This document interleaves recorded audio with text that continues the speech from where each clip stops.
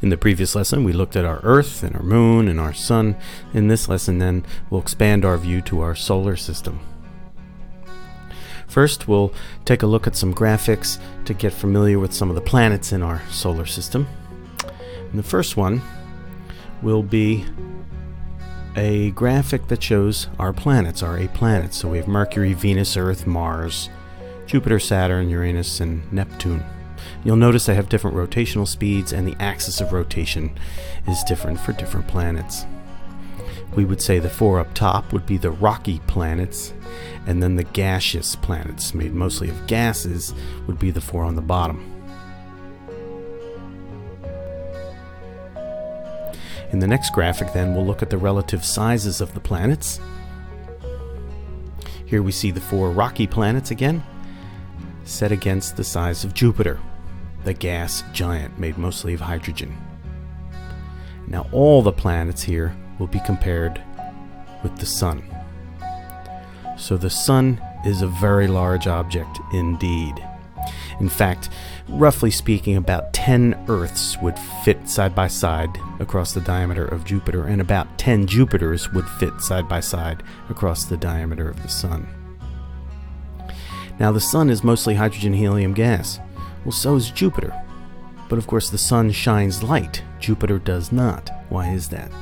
Well, the reason the Sun is shining is because it's so big that gravity is compressing the hydrogen gas at such temperatures and pressures that nuclear fusion begins, and that's why stars shine light. While Jupiter is made of hydrogen gas, there's just not enough of it. The temperatures and pressures are not sufficient to cause nuclear fusion, so Jupiter does not shine, does not emit its own light like a star does. In this diagram, we see how big the Sun would look if we were on different planets. Mercury is the planet closest to the Sun, and so the Sun would appear to be that size. Venus is a bit farther from the Sun than Mercury, so the Sun would appear a bit smaller. On Earth, we see the Sun around this size in the sky. Mars is farther than the Earth. The Sun will look a little smaller in the sky, and so on with Jupiter, Saturn, Uranus, and Neptune. Now, the Sun, of course, emits light. Let's get a handle on how fast light travels. In this animation, we see the speed of light if it were zooming around the Earth's circumference. So light travels about 186,000 miles per second.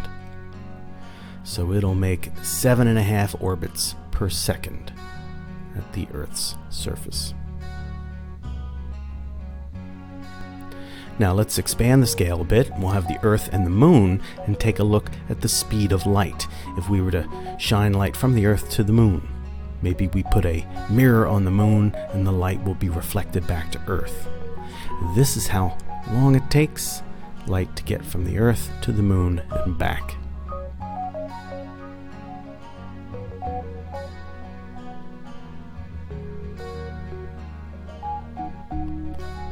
And if we expand the scale even more, here's the Earth, the Moon right there, that little dot, and here's Mars.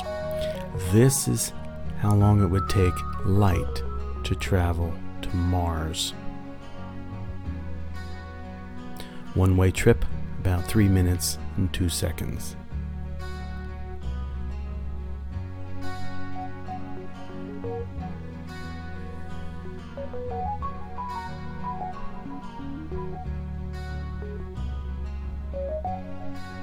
What this is saying is that while the speed of light is incredibly fast, there's nothing faster in our universe, the scale of the universe is huge, even just our little solar system.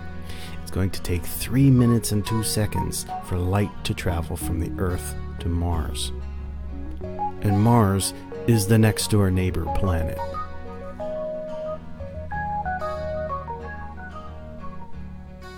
In the final part of this lesson, we'll consider some thoughts from Carl Sagan, a noted astronomer who passed away some years ago.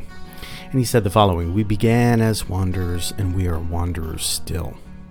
This picture is intended to represent some of our ancestors, our human ancestors.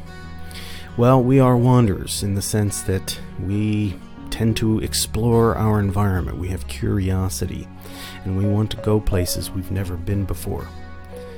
That included, of course, the surface of the moon.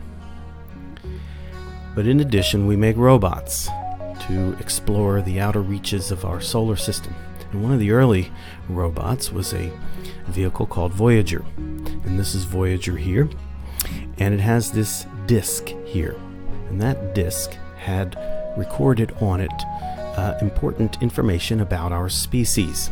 So there are lots of greetings in different languages. There's scientific information recorded on this disk, and there's a player for the disk as well. So if any aliens were to retrieve the Voyager spacecraft, they could play the information on this disk. Now, right now, as of 2019, Voyager has made it out of the solar system. But before it got to that point, some years ago, Carl Sagan asked the Voyager team to turn the spacecraft back towards the Earth to take a picture. And this was the result, a picture taken in 1990. Can you find the Earth?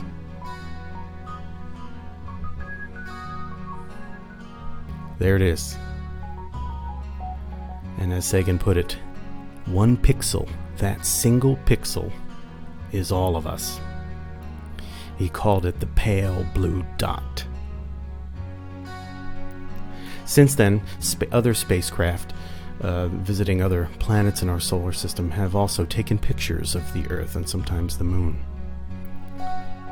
This was taken from a craft going to Mars, and recently the Cassini probe caught the Earth underneath Saturn's rings here. And here's another picture, and there's our little home.